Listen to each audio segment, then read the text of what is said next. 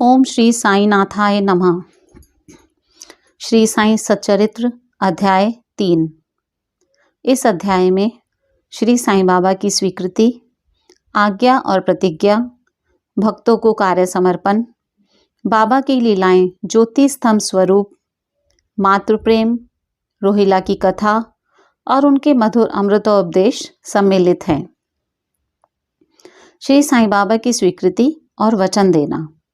जैसा कि गत अध्याय में वर्णन किया जा चुका है, बाबा ने सचरित्र लिखने की अनुमति देते हुए कहा कि सचरित्र लेखन के लिए मेरी पूर्ण अनुमति है।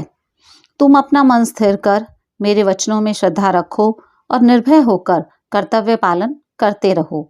यदि मेरी लीलाएं लिखी गई तो अविद्या का नाश होगा तथा ध्यान व भक्ति पूर्वक श्रवण करने से दैहिक बुद्धि नष्ट होकर भक्ति और प्रेम की तीव्र लहर प्रवाहित होगी और जो इन लीलाओं की अधिक गहराई तक खोज करेगा उसे ज्ञान रूपी अमूल्य रत्न की प्राप्ति हो जाएगी। इन वचनों को सुनकर हिमात पंत को अति हर्ष हुआ और वे निर्भय हो गए। उन्हें दृढ़ विश्वास हो गया कि अब कार्य अवश्य ही सफल होगा। बाबा ने श्यामा की ओर दृष्टिपात कर कहा, जो प्रेम पूर्वक मेरा नाम स्मरण करेगा मैं उसकी समस्त इच्छाएं पूर्ण कर दूंगा। उसकी भक्ति में उत्तरोत्तर वृद्धि होगी। जो मेरे चरित्र और कृत्यों का श्रद्धापूर्वक गायन करेगा उसकी मैं हर प्रकार से सदैव सहायता करूंगा। जो भक्तगण हृदय और प्राणों से मुझे चाहते हैं उन्हें मेरी कथाएं श्रवण कर स्वभावतः प्रसन्नता होगी। विश्वास रखो कि जो कोई मेरी लीलाओं का कीर्तन करेगा उसे परमानंद और चिरसंतोष की उपलब्धि हो जाएगी। यह मेरा वैशिष्ट्य है कि जो कोई अनन्य भाव से मेरी शरण आता है, जो श्रद्धापूर्वक मेरा पूजन, निरंतर स्मरण और मेरा ही ध्यान किया करता है, उसको मैं मुक्ति प्रदान कर देता हूँ। जो नित्य प्रति मेरा नाम स्मरण और पूजन कर मेरी कथाओं और लीलाओं का प्रेम पूर्वक मनन करते हैं, ऐसे भक्तों में सांसारिक वासनाएं और अज्ञान रूपी प्रवृत्तियां कैसे ठहर सकती हैं। मैं उन्हें मृत्यु के मुख से बचा लेता हूँ। मेरी कथाएं श्रवण करने से मुक्ति हो जाएगी। अतः मेरी कथाओं को श्रद्धापूर्वक सुनो, मनन करो। सुख और संतोष प्राप्ति का सरल मार्ग ही यही है। इससे श्रोताओं के चित्त को शांति प्राप्त होगी और जब ध्यान प्रगाढ़ और विश्वास दृढ़ हो जाएगा तब अखंड चैतन्य घन से अभिन्नता प्राप्त हो जाएगी।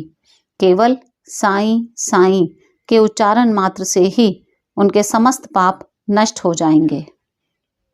भिन्न भिन्न कार्यों की भक्तों को प्रेरणा। भगवान अपने किसी भक्त को मंदिर, मठ, किसी को नदी के तीर पर घाट बनवाने, किसी को तीर्थ पर्यटन करने और किसी को भगवत कीर्तन करने एवं भिन्न भिन्न कार्य करने की प्रेरणा देते हैं, परंतु उन्होंने मुझे साईं सचरित्र लेखन की प्रेरणा की। किसी भी विद्या का पूर्ण ज्ञान न होने के कारण मैं इस कार्य के लिए सर्वथा अयोग्य था। अतः मुझे इस दुष्कर कार्य का दुस्साहस क्यों करना चाहिए। श्री साईं महाराज की यथार्थ जीवनी का वर्णन करने की सामर्थ्य किसे है। उनकी कृपा पात्र से ही कार्य संपूर्ण होना संभव है। इसलिए जब मैंने लेखन प्रारंभ किया तो बाबा ने मेरा अहम नष्ट कर दिया और उन्होंने स्वयं अपना चरित्र रचा। अतः इस चरित्र का श्रेय उन्हीं को है, मुझे नहीं। जन्मतः ब्राह्मण होते हुए भी मैं दिव्य चक्षु विहीन था। अतः साईं सचरित्र लिखने में सर्वथा अयोग्य था, परंतु श्री हरि कृपा से क्या संभव नहीं है। मूक भी वाचाल हो जाता है और पंगु भी गिरवर चढ़ जाता है। अपनी इच्छा अनुसार कार्य पूर्ण करने की युक्ति वे ही जाने। हारमोनियम और बंसी को यह आभास कहाँ कि ध्वनि कैसे प्रसारित हो रही है, इसका ज्ञान तो वादक को ही है। चंद्रकांत मणि की उत्पत्ति और ज्वार भाटे का रहस्य मणि अथवा उद्धि नहीं, वरन शशिकलाओं के घटने बढ़ने में ही निहित है। बाबा का चरित्र ज्योति स्तंभ स्वरूप। समुद्र में अनेक स्थानों पर ज्योति स्तंभ इसलिए बनाए जाते हैं जिससे नाविक चट्टानों और दुर्घटनाओं से बच जाएं और जहाज को कोई हानि ना पहुंचे। इस भवसागर में श्री साईं बाबा का चरित्र ठीक उपयुक्त भांति ही उपयोगी है। वह अमृत से भी अति मधुर और सांसारिक पथ को सुगम बनाने वाला है। जब वह कानों के द्वारा हृदय में प्रवेश करता है तब दैहिक बुद्धि नष्ट हो जाती है और हृदय में एकत्रित करने से समस्त कुशंकाएं लोप हो जाती हैं। अहंकार का विनाश हो जाता है तथा बौद्धिक आवरण लुप्त होकर ज्ञान प्रकट हो जाता है। बाबा की विशुद्ध कीर्ति का वर्णन निष्ठापूर्वक श्रवण करने से भक्तों के पाप नष्ट होंगे। अतः यह मोक्ष प्राप्ति का भी सरल साधन है। सतयुग में शम तथा दम, त्रेता में त्याग, द्वापर में पूजन और कलयुग में भगवत कीर्तन ही मोक्ष का साधन है। यह अंतिम साधन चारों वर्णों के लोगों को साध्य भी है। अन्य साधन योग, त्याग, ध्यान धारणा आदि आचरण करने में कठिन है, परंतु चरित्र तथा हरि कीर्तन का श्रवण तो अत्यंत ही सुलभ है। केवल उन पर ध्यान देने की ही आवश्यकता है। कथा श्रवण और कीर्तन से इंद्रियों की स्वाभाविक विषयासक्ति नष्ट हो जाती है और भक्त वासना रहित होकर आत्म साक्षात्कार की ओर अग्रसर हो जाता है। इसी फल को प्रदान करने के हेतु उन्होंने सचरित्र की रचना कराई। भक्तगण अब सरलता पूर्वक चरित्र का अवलोकन करें और साथ ही उनके मनोहर स्वरूप का ध्यान कर गुरु और भगवत भक्ति के अधिकारी बने तथा निष्काम होकर आत्म साक्षात्कार को प्राप्त हों। साईं सचरित्र का सफलतापूर्वक संपूर्ण होना यह साईं महिमा ही समझें। हमें तो केवल एक निमित्त मात्र ही बनाया गया है। मात्र प्रेम। गाय का अपने बछड़े पर प्रेम सर्वविदित ही है। उसके स्तन सदैव दुग्ध से पूर्ण रहते हैं और जब भूखा बछड़ा स्तन की ओर दौड़कर आता है तो दुग्ध की धारा स्वतः प्रवाहित होने लगती है। उसी प्रकार माता भी अपने बच्चे की आवश्यकता का पहले से ही ध्यान रखती है और ठीक समय पर स्तनपान कराती है। वह बालक का श्रृंगार उत्तम ढंग से करती है, परंतु बालक को इसका कोई भान ही नहीं होता। बालक के सुंदर श्रृंगार आदि को देखकर माता के हर्ष का पारावार नहीं रहता। माता का प्रेम विचित्र, असाधारण और निस्वार्थ है, जिसकी कोई उपमा नहीं है। ठीक इसी प्रकार सद्गुरु का प्रेम अपने शिष्य पर होता है। ऐसा ही प्रेम बाबा का मुझ पर था। उदाहरणार्थ वह निम्न प्रकार था। सन 1916 में मैंने नौकरी से अवकाश ग्रहण किया। जो पेंशन मुझे मिलती थी वह मेरे कुटुंब के निर्वाह के लिए अपर्याप्त थी। उसी वर्ष की गुरु पूर्णिमा के दिवस मैं अन्य भक्तों के साथ शिरडी गया। वहां अन्ना चिंचणीकर ने स्वतः ही मेरे लिए बाबा से इस प्रकार प्रार्थना की, इनके ऊपर कृपा करो। जो पेंशन इन्हें मिलती है वह निर्वाह योग्य नहीं है। कुटुंब में वृद्धि हो रही है। कृपया और कोई नौकरी दिला दीजिए ताकि इनकी चिंता दूर हो और ये सुखपूर्वक रहें। बाबा ने उत्तर दिया कि इन्हें नौकरी मिल जाएगी, परंतु अब इन्हें मेरी सेवा में ही आनंद लेना चाहिए। इनकी इच्छाएं सदैव पूर्ण होंगी।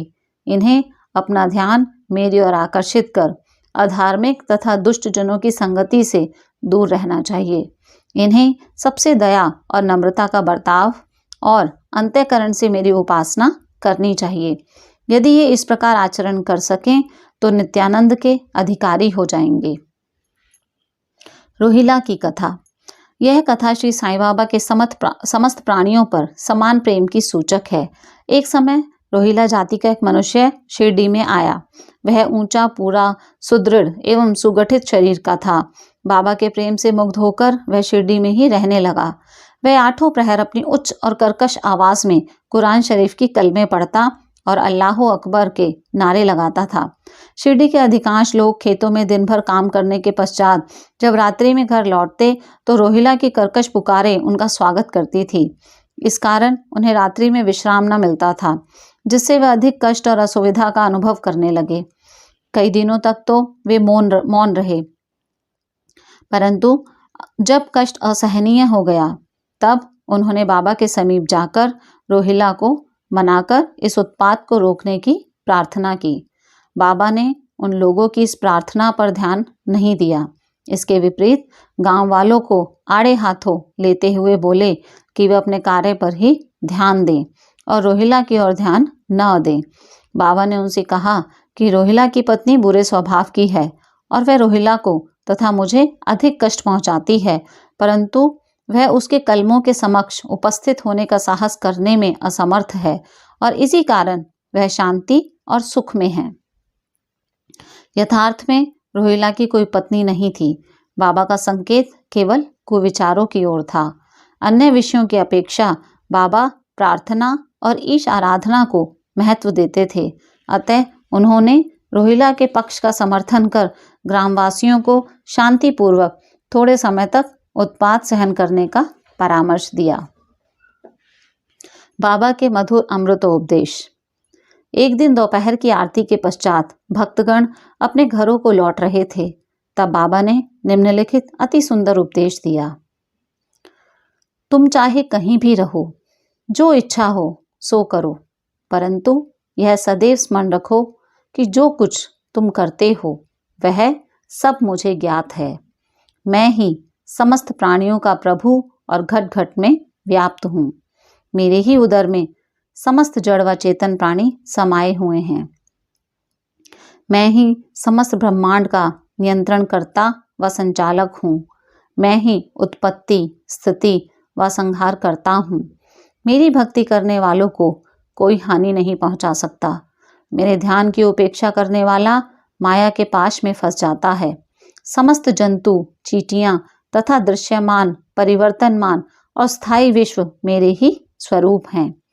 इस सुंदर तथा अमूल्य उपदेश को श्रवण कर मैंने तुरंत यह दृढ़ निश्चय कर लिया कि अब भविष्य में अपने गुरु के अतिरिक्त अन्य किसी मानव की सेवा ना करूँगा।